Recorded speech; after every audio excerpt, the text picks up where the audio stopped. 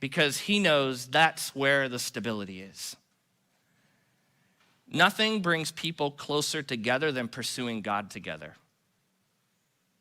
You can go through disaster together. You can go through wins together. Todd and I think we bonded in a special way while shouting about the Buccaneers, while Delroy and Levette were weeping in the corner there, just kind of about Kansas City. You know, you can bond in many ways, but there's no bond like seeking God in the midst of whatever you're going through.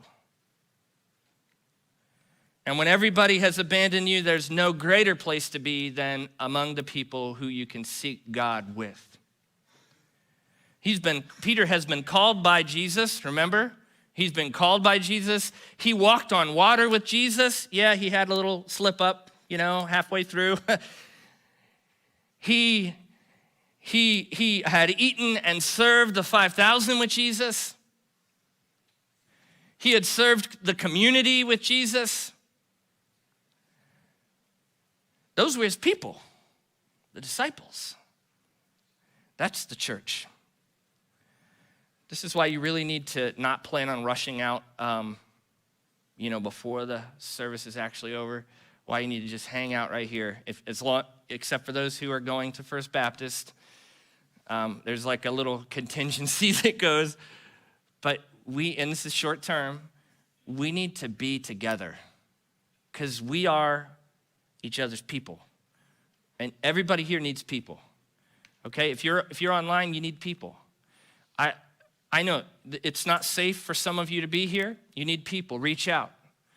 Click that message button. Message us. Someone will connect with you. You need people. So when you feel abandoned, I want you to do this. Here's an assignment. Get out a pen and start writing down the people who love you. I do this with my kids sometimes. I do this with myself. Write down the people who love you. Because sometimes when you feel alone, the devil wants you to forget that you actually have some people, okay? You just don't remember them because the one that you thought was your favorite isn't.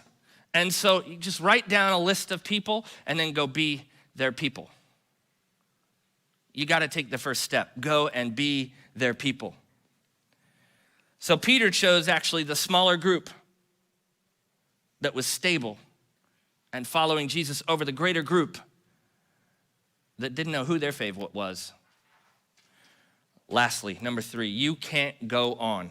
This is the one that's most debilitating because after we have decided that we are a failure and after we have decided that we are alone, it really begins to feel like, well, there's no point of continuing from here, and so we might as well just give up.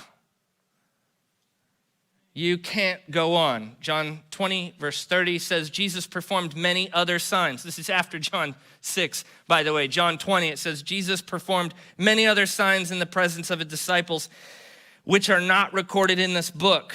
But these are written that you may believe that Jesus is the Messiah, the Son of God, and that by believing you may have life in his name.